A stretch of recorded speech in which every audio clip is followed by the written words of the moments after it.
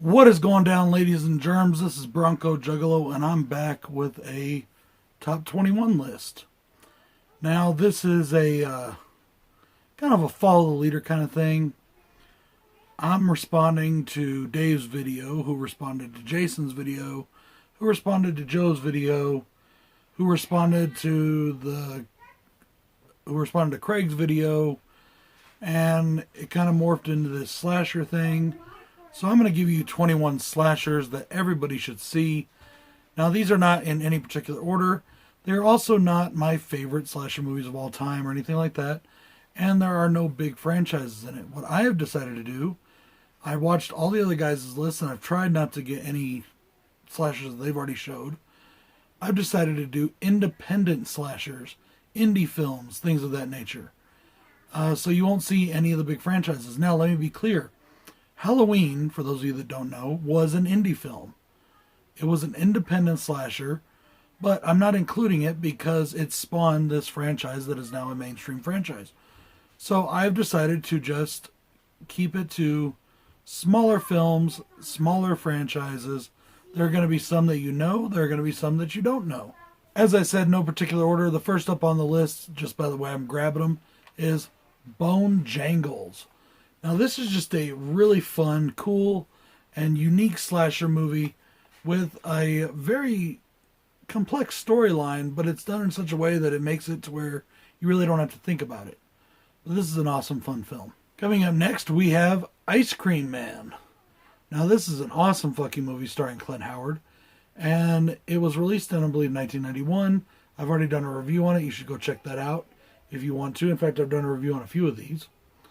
But this was definitely a film that is worth seeing, especially if you're into gore and things like that. This is the one for you. In my opinion, one of the best independent films of the modern era and one of the best ever made is Never Hike Alone. Now, this is the Blu-ray from the original releasing. I also have the other one. This is the 2-disc set. This is fucking bomb. I love this. And I got some good news about this movie coming soon. Coming up next, we have Unmasked, Part 25. Now, this is just a crazy and unique slasher film, and it's a whole lot of fun, and it's definitely one that I recommend. As I said, these aren't all just my favorite. These aren't my favorite films of all time. These are ones that I think people need to see. Now, that's why there's not going to be a lot of, big name films on here. But these are ones that I want to spread the word about and think that people need to check them out. Coming up next, we have one filmed right here in New Mexico, and that is Fender Bender. Now, this was an awesome fucking movie. I also reviewed this one. Go check that out. And I love the killer in this movie. Very cool, very unique killer. Really enjoyed this one.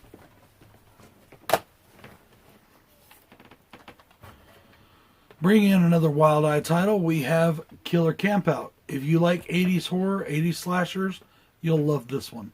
This one fits right in there among them.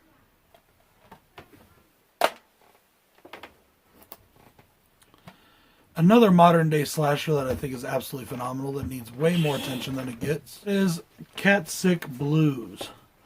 This is a slasher movie in every sense of the word. I mean, the killer literally slashes people with his gloved hand. Coming up next, I'm going to lick Dave's balls for a second and present you with Groundhog. Now, this is Dave Maggot's film, and this movie is fucking awesome. It's also just one that I think every slasher fan just needs to see because it's just such a cool tribute to the 80s slasher genre, and he put his heart and soul into this, and it really shows. Coming up next, we have You Better Watch Out. Now, it was between this one and All Through the House. That's another one you definitely need to check out. But I couldn't find my copy of All Through the House, so I wanted to put one on that I could show. So here's Better Watch Out.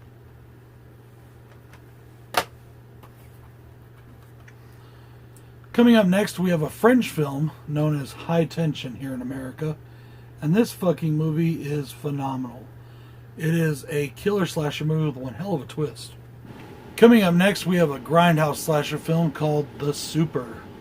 Now, this fucking film is fucking crazy, and it's definitely one you need to check out.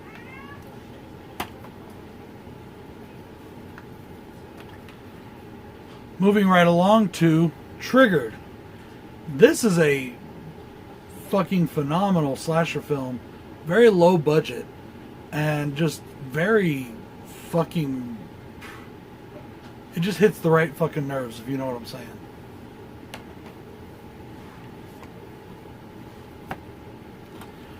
Let's move on to Down Under, where we will encounter Charlie's Farm.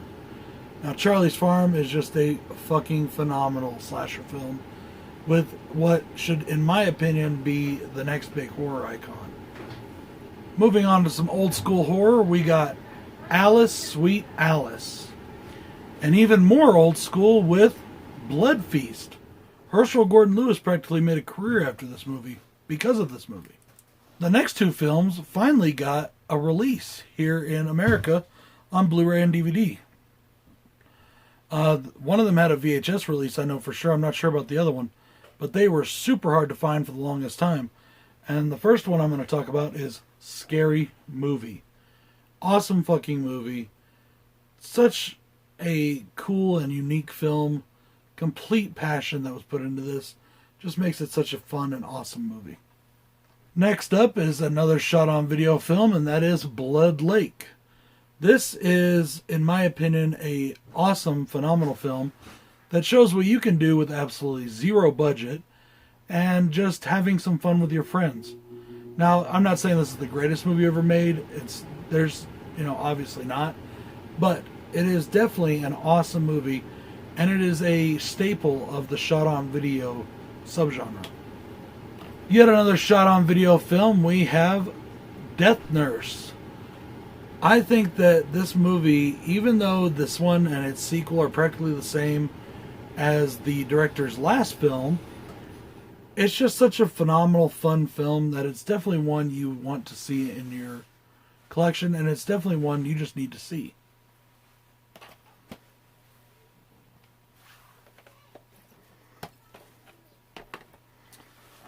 We have coming up next maybe one of the most unique slasher films I've ever seen just because of the killer. This is Carousel, the story of a killer unicorn. And it's not just any unicorn, it's a carousel unicorn. Moving on to one of my favorite horror films of the last 20 years, we have The Collector. Now this is becoming quite the franchise, but it's still an independent film. And I just can't speak enough good about this movie. I watched it again last night. It's so fucking awesome. Last but certainly not least, we have The Turnpike Killer. A phenomenal movie that just has an awesome premise, and it's done extremely well. I had so much fun with this one. Now guys, those are 21 slasher movies, independent films that you must see. They're in no particular order, and I'm not even saying that they're all great films, but for one reason or another, you need to see them. This is Bronco Juggalo saying, check out all these films, and peace.